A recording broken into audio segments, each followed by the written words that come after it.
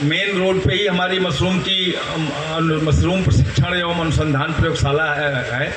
उस पर हम औषधीय मशरूमों के और खाद्य मशरूमों का बीज देते हैं और उसकी टेक्नोलॉजी के लिए हम लोग प्रशिक्षण भी देते हैं।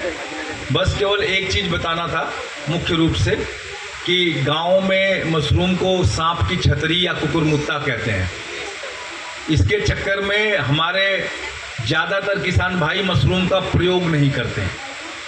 तो क्यों कहते हैं ये आपको पता होना चाहिए, और अगर ये पता हो गया तो आप फिर मशरूम खाने लगेंगे। मशरूम को गांव में सांप की छतरी या कुकुरमुत्ता पुराने समय से इसलिए कहा जाता है कि जो अपने से पैदा होने वाली मशरूम जो खेतों में होती है या जंगल में होती है, वो मशरूम जो है करीब 90% जहरीली होती है। अगर बाहर 10 मशरूम पैदा हो रही है तो उसमें से 9 मशरूम जहरीली है। तो इसलिए इसको गांव में सांप की छतरी या कुकुरमुत्ता कहते हैं कि या तो डर के मारे या नफरत के मारे आप बिना जानकारी के मशरूम न खाएं। एकदम सही कहते हैं, खेत में या जंगल में उगने वाली मशरूम का सीधा प्रयोग नहीं करना चाहिए। दूसरा, जो अब 10% 10 में से एक मशरूम जो खाने लायक है, उसके बारे में अथर्ववेद के सुश्रुत संहिता में कहा गया था कि देवताओं का सोम रस जो है, ये मैं नहीं कह रहा, ऑलरेडी वेद में लिखा है कि देवताओं का सोम रस जो है मशरूम से बनता था। सोम रस का मतलब है, रस है तो इसका मतलब कोई पीने वाली चीज़ होगी, और वो मशरूम से बनती थी।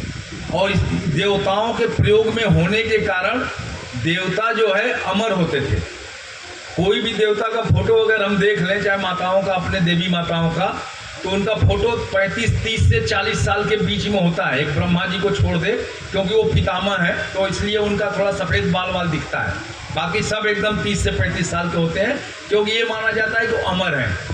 अमर कौन होगा? जो जल्दी न मरे या कभी नहीं मरे। मशरूम खाने से रोग प्रतिरोधक क्षमता बढ़ती है, कई रोगों से लड़ने की ताकत मिलती है, और कई सारे जो मशरूम हैं मेडिसिनल मशरूम हैं। वैसे पूरे विश्व में 14,000 तरह की मशरूम पाई जाती है, जिसमें से 1400 मशरूम के तरह की मशरूम खाई जाती है। भारत में मशरूम 20 तरह की खेती होती है मशरूमों की। उन मशरूमों को हम लोग प्रयोग कर सकते हैं। 8 तरह की मशरूमों पे हमारे अनुसंधान केंद्र पे भी काम होता है, जिसमें 3 खाने लायक हैं और 5 जो है मेडिसिनल हैं। कैंसर से लड़ने वाली मशरूम भी हमारे केंद्र पर उपलब्ध है।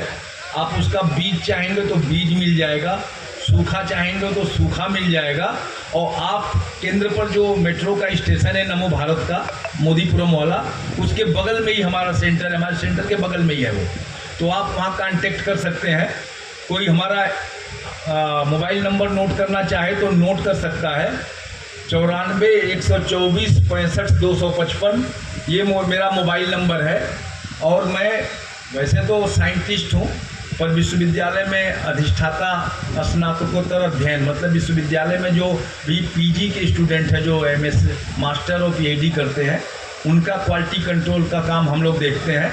तो आपको हमसे संपर्क करना हो, नंबर मैंने बता दिया, 94 124 65 255, तो उस पर कांटेक्ट कर सकते हैं। नवंबर में एक ट्रेनिंग हम करा रहे हैं, 35 लोगों की होगी, 7 दिन की होगी, 1500 रुपये फीस होगी। ऑलरेडी मुझे लग रहा है 35 लोगों में 25 लोग करा चुके हैं, 8-10 लोगों का ही बचा है। तो आप लोग चाहें तो कर सकते हैं, और अपने से आना है, 7 दिन आना है। मशरूम के बारे में जिनको ज़्यादा जानकारी लेनी होगी, वो कृषि महाविद्यालय का जो स्टॉल है हमारा मेले में, वहाँ पे हमारे 2 पीएचडी स्टूडेंट खड़े हैं स्टॉल के साथ में, आप उनसे जानकारी कर सकते हैं। तो मशरूम के बारे में ज़्यादा अभी टाइम कम है, काफ़ी हमारे प्रोफेसर्स लोग बैठे हैं हम कुछ कहने के लिए, तो मैं आपका ध्यान से बात सुनने के लिए बहुत बहुत धन्यवाद करता हूँ। और अगर कोई जानकारी है तो नंबर मैंने दे दिया है, आप हमसे शेयर कर सकते हैं। ये मेरा व्हाट्सअप नंबर है। तो फिर से नंबर बताएं, 94 124 65 255, यही मेरा व्हाट्सअप नंबर भी है। आप व्हाट्सएप पे भी हमको मैसेज कर देंगे।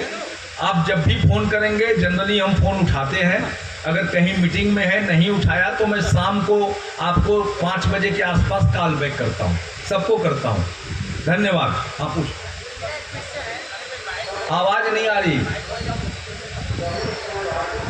ऐसा बाद में वहाँ स्टॉल पे मिल लियो, कोई दिक्कत ना है, नंबर तो दे दिया ना, फोन पे बात कर लियो। चलो पूछ लो। हाँ हाँ हो गया, ठीक। एक आदमी क्वेश्चन पूछ ले, चलिए। हाँ दे दो उसको। सर मैं ये पूछना चाहता हूँ कि जैसे जब आपने अभी बताया कि जो मुकुट वो हमारे गांव में बोलते हैं कि सांप की छतरी या कुकुर मुत्ता, उसके बारे में सर एक तो होता है कुकुर मुत्ता जैसा जो होता है कि उसकी जड़ अंदर जमीन तक नहीं जाती है, तो सर क्या वो खाने लायक सही होता है? ऐसा है, देख के आप नहीं पहचान सकते, हम भी नहीं पहचान सकते, इसलिए गांव में जो जंगल में अपने से निकले उस मशरूम को नहीं खाना है।